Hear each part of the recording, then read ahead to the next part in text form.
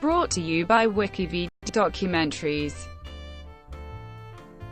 Lewis Powell, conspirator. Lewis Thornton Powell, also known as Lewis Payne and Lewis Paine, was an American citizen who attempted to assassinate United States Secretary of State William H. Seward on April 14, 1865. He was a conspirator with John Wilkes Booth, who assassinated President Abraham Lincoln the same night. Powell was a Confederate soldier wounded at Gettysburg. He later served in Mosby's Rangers before working with the Confederate Secret Service in Maryland.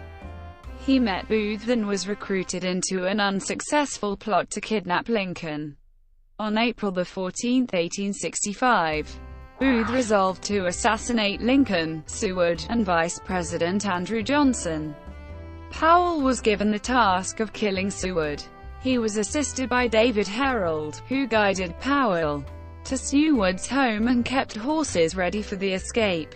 Powell severely injured Seward, and Herold fled before Powell could exit the Seward home. Powell lost his way in the city, and 3 days later arrived at a boarding house run by Mary Surratt, mother of co-conspirator John Surratt. By chance, the police were searching the house at that moment, and arrested Powell. Powell and 3 others, including Mary Surratt, were sentenced to death by a military tribunal and were executed at the Washington Arsenal. Early life. Lewis Thornton Powell was born in Randolph County, Alabama, on April 22, 1844, to George Cader and Patience Caroline Powell. He was the youngest son in a family of 8 children. Powell's father was ordained a Baptist minister in 1847, and in 1848 the family moved to Stewart County, Georgia, where his father had received an appointment as pastor of Beulah Church in the village of Green Hill. About this time, Powell's father freed the 3 slaves he owned. Powell and his siblings were all educated by their father, who was the local schoolmaster. In his early years, Powell was described as quiet and introverted, and well-liked by others. He enjoyed carving, fishing, singing, reading, and studying.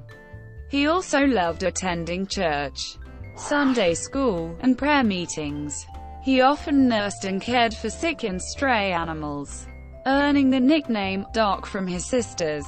But Powell could also be immensely stubborn, and the entire family was well known for their hot tempers. When Powell was 13, he was kicked in the face by the family mule, breaking his jaw. The break healed in a manner that made the left side of his jaw more prominent. Powell's late teen years were spent on the move. George Powell co-signed a loan for a family friend, and when that friend defaulted in 1859, the Powells were forced to sell their farm to make good the debt. The Powells moved that same year to the village of Belleville in Hamilton County, Florida. The following year, George Powell established a church in Apopka, a town on the border between Orange and Seminole County, Florida, and the family took up residence on a farm a half-mile outside Live Oak Station in Suwannee County, Florida. 2nd Florida Infantry and capture. On May 30, 1861, Lewis Powell left home and traveled to Jasper, Florida, where he enlisted in Company I of the 2nd Florida Infantry. He was accepted because he lied about his age. Powell's unit fought in March and April 1862 in the Peninsula Campaign. Powell became a battle-hardened and effective soldier. He won praise from his commanding officers, and claimed that when he shot his rifle he did so to kill. He was alleged to have carried the skull of a Union soldier with him, which he used as an ashtray. His 1-year enlistment having expired, Powell received a 2-month furlough, during which time he returned home to visit his family. He re-enlisted at Jasper on May 8, 1862. In November 1862, Powell fell ill and was hospitalized at General Hospital No. 11 in Richmond, Virginia. He returned to active duty within a few weeks, and fought in the Battle of Fredericksburg near Fredericksburg, Virginia. His unit was then assigned to 3rd Corps, Army of Northern Virginia, which was organized at the beginning of 1863. 3rd Corps finally went into combat at the Battle of Gettysburg, July 1, 1863. Powell was shot in the right wrist on July 2, captured, and sent to a POW hospital at Pennsylvania College, transferred to Camp Letterman, the vast medical field hospital northeast of Gettysburg, on July 6. Powell worked as a nurse in the camp and at Pennsylvania College until September 1, when he was turned over to the provost marshal. He was taken by train to Baltimore, Maryland, and began working on September 2 at West Buildings Hospital in Baltimore. Powell met and developed a relationship with a woman named Maggie Branson, who was volunteering as a nurse. It is believed that Branson assisted Louis in escaping from the hospital on September 7. Escape and Mosby's Rangers. Margaret Branson took Powell to her mother's boarding house at 16 North Utah Street in Baltimore. Many, perhaps most, Marylanders were Confederate sympathizers, and the Bransons were fervent believers in the Southern cause. The Branson boarding house was a well-known Confederate safe house and frequent rendezvous point for members of the Confederate Secret Service. Powell may have spent up to 2 weeks at the Branson house before heading south. While still in Maryland, he learned the location of Harry Gilmore and his Gilmore's Raiders, and spent a few days with them. He crossed into Virginia, and on September 30 he ended up at the home of John Scott Payne, a prominent doctor and Confederate sympathizer who lived at Granville Tract, a plantation about from Warrenton. By now, Powell was wearing a ragged Confederate uniform, and Payne welcomed him into the home for a meal and a night's stay. They discussed the exploits of Colonel John S. Mosby's 43rd Battalion Virginia Cavalry, a very large detached unit of partisans based in Warrenton. Powell joined Mosby the following day. For more than a year, Powell served under Mosby. Mosby considered Powell to be one of his most effective soldiers, and Powell earned the nickname Louis the Terrible for his ferocity and murderousness in combat. He lived as a civilian with the Paynes, putting on his uniform and participating in military activities only when conducting a partisan raid. Powell participated in a number of actions, including the wagon raids of October and November 1863, the Battle of Loudon Heights on January 10, 1864, the Battle of Second Dransville on February 20, 21, 1864, the action at Mount Zion Church on July 3 and 6, 1864, the Berryville Wagon Raid on August 13, 1864, the raid on Merritt's Cavalry Division in September 1864, the Manassas Gap Railroad Raid on October 3, 7, 1864, the Greenback Raid on October 14, 1864, the Valley Pike Raid on October 25, 1864, and the Rout of Blazes Command on November 17, 1864. This last raid proved to be a turning point for Powell. Union Army Lieutenant Richard R. Dick Blazer was a noted Indian fighter who'd been sent to destroy Mosby's Rangers. Instead, Blazer's unit was routed and Blazer captured. Powell and 3 others were given the privilege of taking Blazer to prison in Richmond, Virginia. In late November, Powell's visit to Richmond changed him. He returned to Warrenton morose and introspective. Historian Michael W. Kaufman argues that Powell saw a Baltimore acquaintance in Richmond, and that turned his thoughts back to the time he'd spent in September 1863 romancing Margaret Branson and her sister, Mary, at the Branson boarding house. Powell biographer Betty Owensby, however, argues that his Richmond trip made him aware that the Confederate cause was lost, and his depression was caused by his desire to get out of the fighting. Several other historians claim that the Confederate Secret Service had already recruited him into its ranks during the previous year, and that Powell's moodiness came from moral misgivings he had as he contemplated being sent north to assist with various kidnap plots against Abraham Lincoln. Recruitment. Whatever the reason, Powell deserted on January 1, 1865. He made his way to Richmond, where he sold his horse and purchased a ticket on a train headed for Alexandria, Virginia. On January 13, he entered the Union Army's lines at Alexandria, claimed to be a civilian refugee, and, under the name of Louis Payne, took an oath of allegiance to the United States.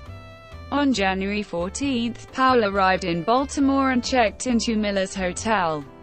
He made contact with the Bransons, and soon took up residence in their boarding house again. He used the name Louis Payne, and the Bransons introduced him to David Preston Parr, a merchant whose china shop was used for meetings, as a mail drop, and as a safe house for Confederate agents and spies. Over the next few weeks, Powell met frequently with Parr, a Confederate Secret Service agent. The same day that Powell arrived in Baltimore, John Surratt and Louis J. Weichman purchased a boat at Port Tobacco in Charles County, Maryland. Surratt, and, to a much lesser degree Weichman, were members of a group led by John Wilkes Booth which planned to kidnap President Abraham Lincoln and spirit him into Virginia, where he could be turned over to Confederate military authorities. The boat was needed to ferry Lincoln across the Potomac River. The two men then traveled to Baltimore on January 21. In testimony for the prosecution in June 1865, Weichman said that Surratt had $300 which he needed to give to a man in Baltimore. Although Surratt never revealed the man's name, the prosecution at Powell's 1865 trial attempted to show that this man was Louis Powell. Historian Edward Steers, Jr. agrees that it is likely that Surratt met Powell at this time, while historians David Griffin Chandler and Elizabeth Trindle present their meeting at Parr's China Hall store as fact. In either late January or early February 1865, Powell encountered John Wilkes Booth outside Barnum's Hotel in Baltimore. Booth treated Powell to lunch at the hotel, and recruited him into the plot to kidnap Lincoln. Powell became a fervent believer in Booth, and Booth came to trust Powell implicitly. Although several others had been part of the conspiracy for some time, Powell swiftly became the second most important person in the plot. Booth made arrangements for Powell to stay at Herndon House boarding house under the name of Reverend Louis Payne whenever he traveled to Washington, D.C. During this time, Powell used a variety of aliases in addition to Louis Payne, including use of the last names Hall, Kinsella, Mosby, Payne, and Wood. Kidnap conspiracy at Surratt's boarding house.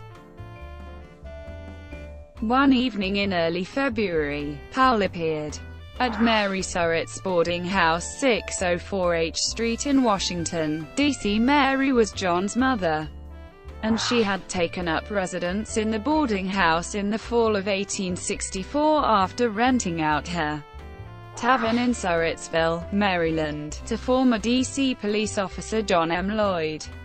Powell asked for John Surratt, who was not at home. He then requested something to eat and a place to stay, and Mrs. Surratt granted both requests after her son returned home and vouched for Mr. Wood. Powell told Louis Weichmann, who was a boarder in the house, that Wood was a clerk in Parr's china shop in Baltimore.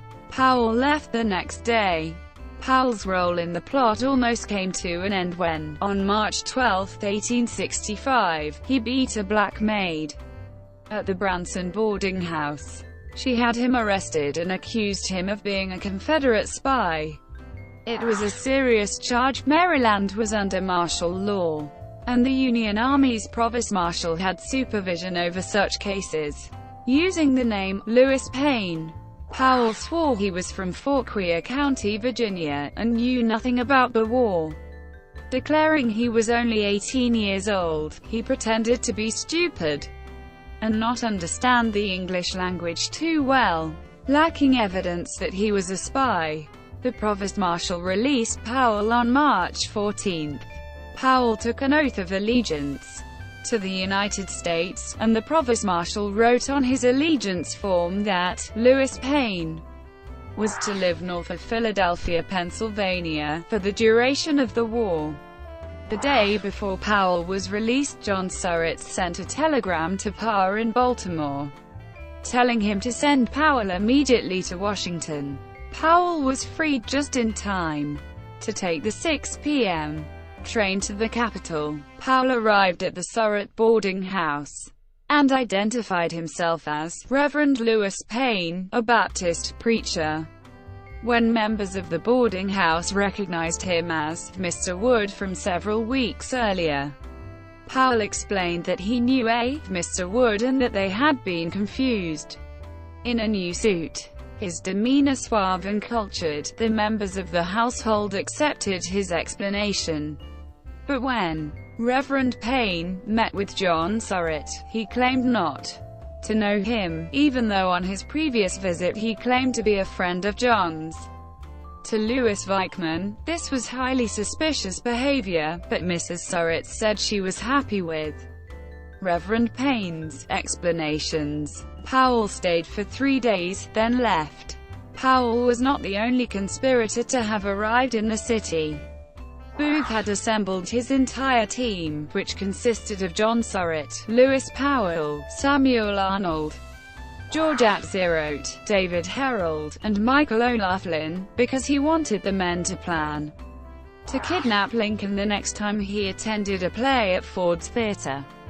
Booth rented the President's box at the theater on March 15, and he provided tickets to Powell and Surratt so that they could familiarize themselves with the layout of the theater and how to access the box. The two attended the theater as planned.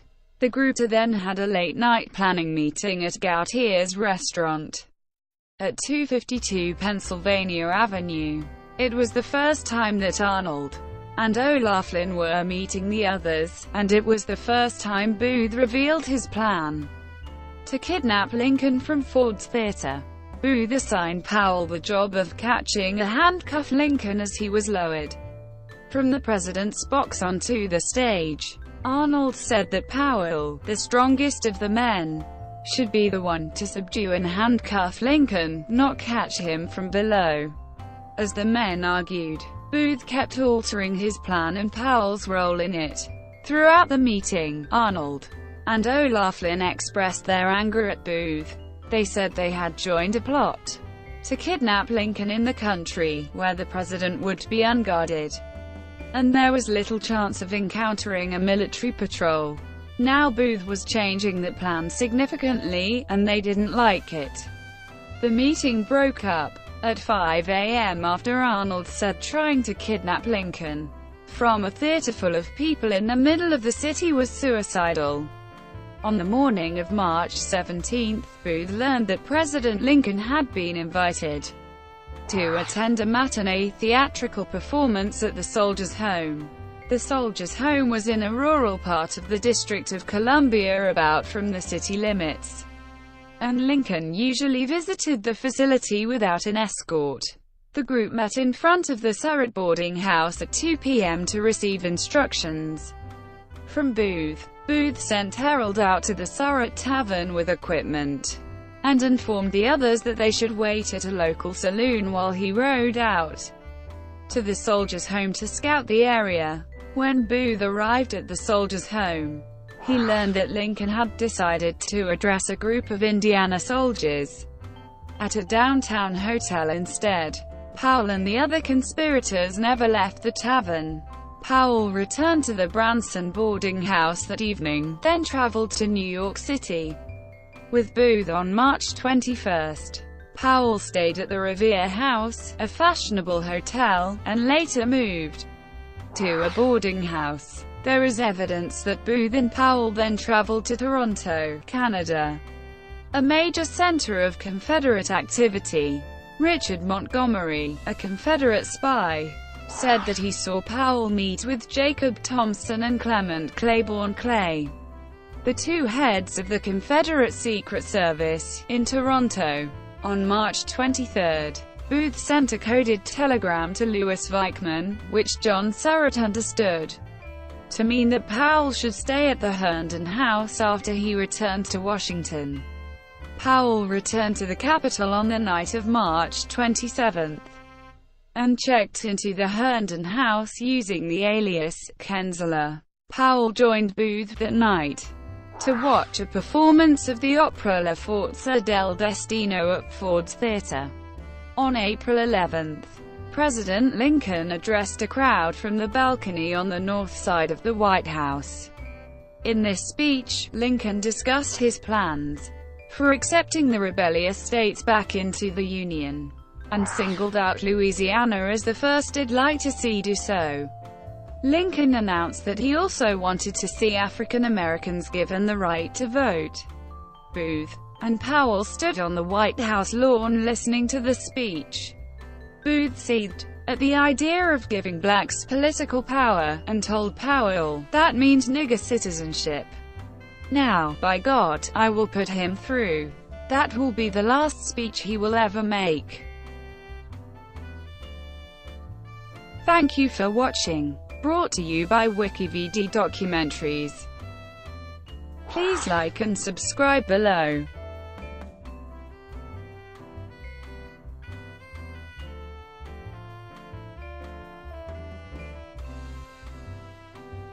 Please like and subscribe below.